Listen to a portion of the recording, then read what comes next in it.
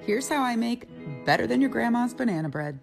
Start by mixing the streusel topping. Add 1 tablespoon of cold diced butter, 1/3 of a cup of brown sugar, 2 tablespoons of flour, and 1/8 of a teaspoon of cinnamon to a mixer. Mix on medium and then put it in a separate bowl and set it in the fridge. Using the same mixer, add 4 ripe bananas, 1/3 of a cup of melted butter, a cup of sugar, 1 egg, a teaspoon of vanilla, 1½ cups of flour, a teaspoon of baking soda, and a pinch of salt to the mixer and mix on medium. Scrape and mix again. Put batter in a buttered loaf pan, sprinkle a layer of the streusel topping on, and bake for 55 minutes in a 350-degree oven. It's dangerously good. Here's my version of shrimp and grits. Start by cooking 1 package of bacon in 2 batches. Save the fat in a bowl. Dice 1 yellow onion and 1 red bell pepper and cook over medium heat in 4 tablespoons of rendered bacon fat for 10 minutes. Add a strained can of petite diced tomatoes and cook 20 minutes more. Add 3 tablespoons of minced garlic, 1½ teaspoons of salt, 1/2 teaspoon of red pepper flakes. Mix well and then add 1/4 cup of dry white wine. Allow the wine to cook completely out for 10 minutes and then add 2½ cups of cream. Bring to a boil over medium-high heat. Add the raw shelled shrimp and turn the heat to medium. Stir frequently. Now start the polenta by mixing 1 cup of cornmeal and 1 cup of chicken broth.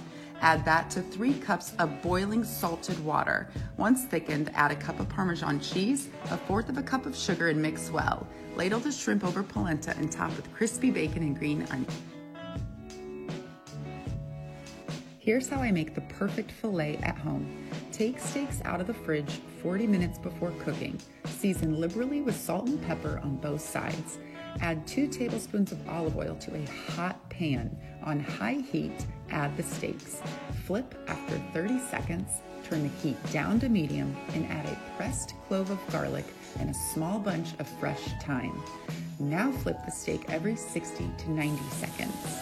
Add 2 tablespoons of butter and baste your steaks in the melted butter. This is the fun part. Repeat the basting process every time you flip the steaks.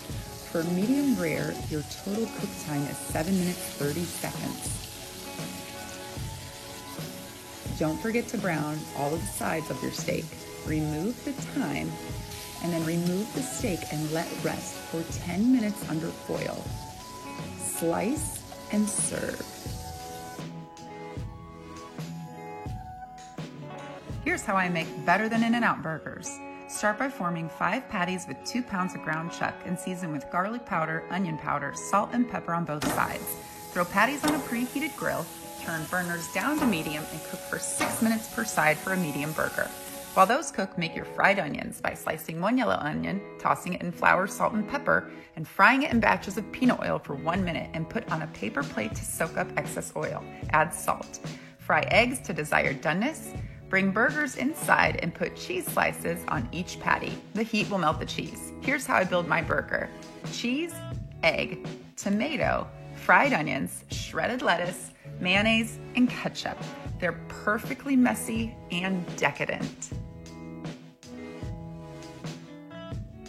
You guys asked for more pasta, so here's my gooey, cheesy pasta bake. Start by cooking 1 diced onion in a tablespoon of oil for 5 minutes. Add a pound of Italian sausage and a pound of ground chuck to the pan and brown. Strain the fat. Cook 4 tablespoons of minced garlic for 1 minute and then add meat back to the pan and add in spices.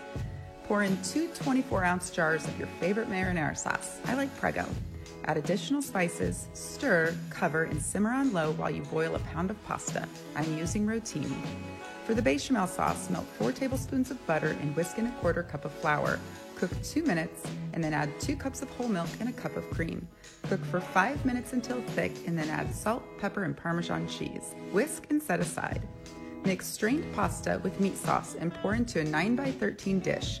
Top with the bechamel sauce and Parmesan cheese. Bake for 1 hour at 350 degrees. It's gooey, cheesy, meaty, and reheats like a dream. Here's how I make easy chicken and noodles. Add 2 12-ounce packages of Ream's frozen egg noodles to boiling salted water. Once the water returns to a boil, turn the heat to medium and cook for 8 minutes. Strain and rinse the noodles under cold water. Dice 2 yellow onions and cook in 1 stick of butter over medium heat for 20 minutes. Stir frequently. Whisk in 1 cup of flour and cook for 2 minutes, then slowly whisk in 2 cartons of chicken stock. Turn the heat to high and allow to thicken for 7 to 8 minutes. Add 2 tablespoons of better than bouillon chicken flavor, a teaspoon of salt, and a teaspoon of pepper. Cook for 2 minutes and then add 1 shredded rotisserie chicken to the pot and then noodles back in. Cook for 5 minutes on low-medium heat, then serve. They're easy enough for weeknights, but good enough for Thanksgiving.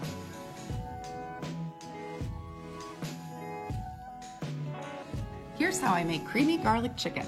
Start by trimming excess fat off 6 to 7 boneless, skinless chicken breasts and cutting each one in half. Pound out to a 1/4 inch thick. Season on both sides with salt and pepper and cook over medium heat in 3 tablespoons of oil for 3 minutes per side. Cook the chicken in batches of no more than 4 breasts in the pan. When a batch is done, put it in a brimmed cookie sheet and add more oil to the pan when needed. Once all the chicken has been cooked, add 3 tablespoons of oil to the pan and cook 1 large diced onion for 10 minutes until caramelized.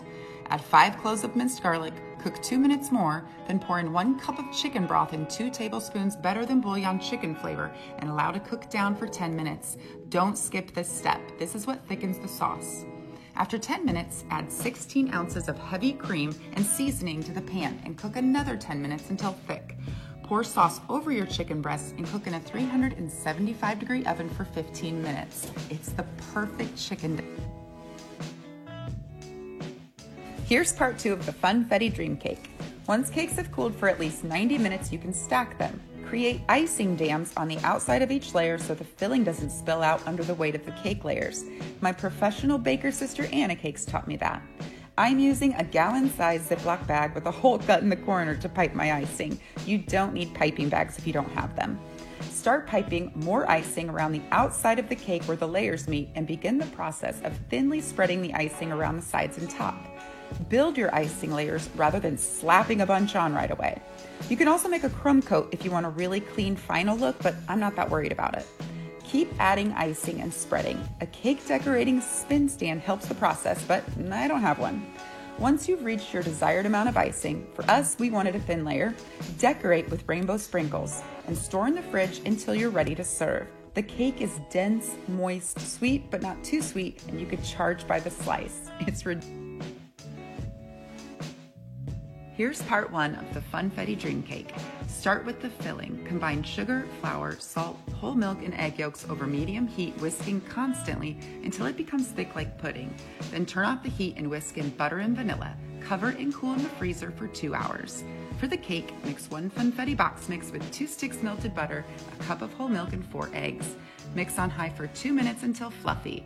This makes 2 tiers. Repeat steps to make 4. Distribute batter evenly in buttered and parchment-lined 9-inch cake pans and bake for 28 minutes at 350 degrees. While those bake, make the icing. Mix softened butter, powdered sugar, vanilla, and heavy cream. Scrape down the bowl and mix again when necessary and set aside. To finish the Bavarian cream filling, mix 1/2 cup of heavy whipping cream and beat it until soft peaks form. Fold into your cooled custard, and now you have Bavarian cream filling. Come back for part 2 when we build the cake. Here's how I make pad thai. Start by preparing 16 ounces of rice noodles per package instructions for a stir fry. Trim excess fat from 3 chicken breasts and pound to a 1/2 inch thick. Season on both sides with salt and pepper and cook in 2 tablespoons of oil for 6 minutes per side. Set aside, add a tablespoon of oil and scramble 5 eggs. The eggs absorb the flavor in the pan. They're great. Set aside once done. For the sauce, mix fish oil, low sodium soy sauce, rice vinegar, sriracha, brown sugar, smooth peanut butter, and minced garlic in a food processor until smooth. Thinly slice 1 red bell pepper. Slice your chicken breasts. Add 3 tablespoons of oil to a wok over medium heat and stir fry your pepper for 1 minute. Then add in 1 minced clove of garlic and 1 cup of shredded carrots and stir fry 1 minute more. Add in your chicken. Add in your rice noodles. Add in the sauce and the cooked eggs and mix well. Top with green onions, lime wedges, cilantro, and salted peanut. Here's how I make homemade macaroni and cheese. Start by boiling 1 pound of elbow macaroni in salted water for 7 minutes. While that cooks, melt 6 tablespoons Kerrygold butter over medium heat. Whisk in 4 tablespoons of flour and cook for 2 minutes. Slowly whisk in 2 cups whole milk and allow to thicken for 5 minutes. Add in spices, 1 block of shredded extra sharp cheddar cheese, and 12 ounces of cubed Velveeta. Once melted, mix 3/4 of the cheese sauce with strained macaroni noodles. Top with crispy bacon and stuff yourself.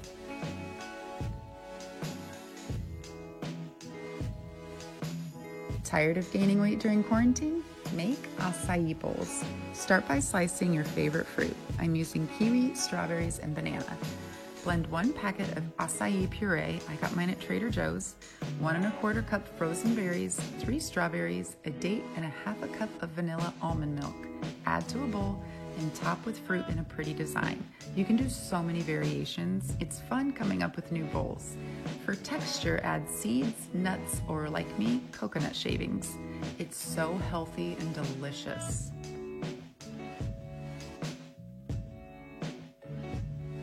Here's how I make salmon that doesn't suck. Cut salmon into fillets if they aren't already. Season with salt and pepper and drizzle in olive oil. Heat an oven-safe pan on medium-high heat, and once really hot, add your salmon fillets flesh side down. Allow a crust to form for 4 to 5 minutes. Don't touch them. Flip them and then put the pan in a 450-degree oven for 5 minutes, more or less based on the thickness of your salmon. Feel free to check for desired doneness. Remove the skin and serve. It is better than any restaurant salmon you'll ever have. Here's how I make the easiest biscuits and gravy. Bake off store-bought biscuits. I like Pillsbury. Crumble and brown 1 pound of your favorite sausage over medium heat for 20 minutes. You want a lot of brown bits and caramelization on the meat. Don't strain the fat. Add a 1/4 cup of flour and cook 2 minutes more. Slowly add in 2 cups of whole milk and stir until it thickens. It won't take more than a couple minutes. Add seasoning and more milk if it needs to be thinned out. Then serve over biscuits and top with green onions. It's the easiest dish you will ever make. Here's how I make better than Taco Bell Crunchwrap Supremes. Start by dicing 1 yellow onion and cooking it over medium heat in 1 tablespoon of oil. Add 2 pounds ground chuck to the pan and brown the meat. Strain the fat, add the meat back to the pan and mix in the spices. Cook for 5 minutes, add a 1/2 cup of water, mix well, and cook for another 5 minutes. Set the meat aside and make the cheese sauce. Add 10 ounces of shredded cheese, I'm using Monterey Jack, a tablespoon of cornstarch, and toss the cheese in it. Add 1 12-ounce can of evaporated milk and cook on medium heat, stirring frequently for 5 minutes until it becomes a sauce.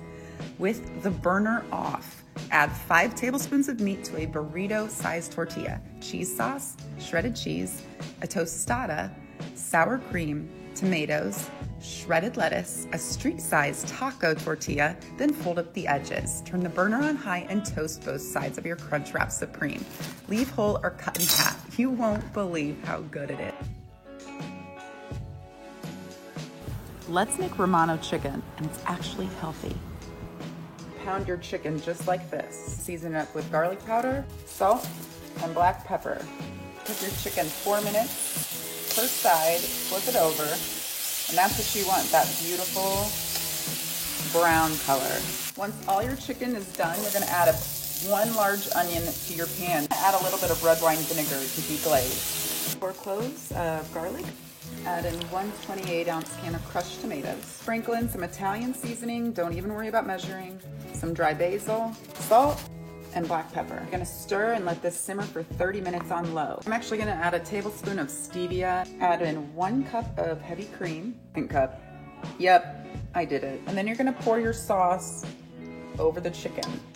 Top your chicken with Italian cheese blend and also Romano cheese. Bake at 375 for 15 minutes and broil for the last minute. It's